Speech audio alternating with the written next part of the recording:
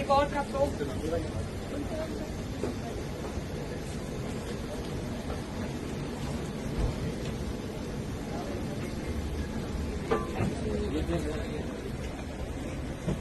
इस तरह ये 2 किलो है।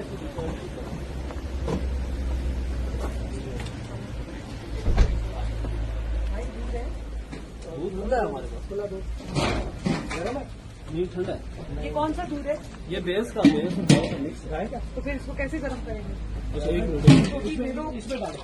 इसमें कैसे गर्म होगा? नहीं आयरन का जलाना है तुमने? नहीं खैर चलेगा नहीं, हो जाए।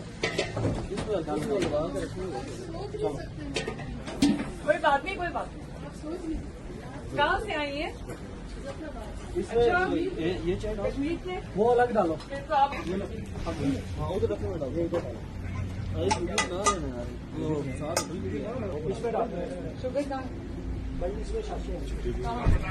ये बॉक्स में रखा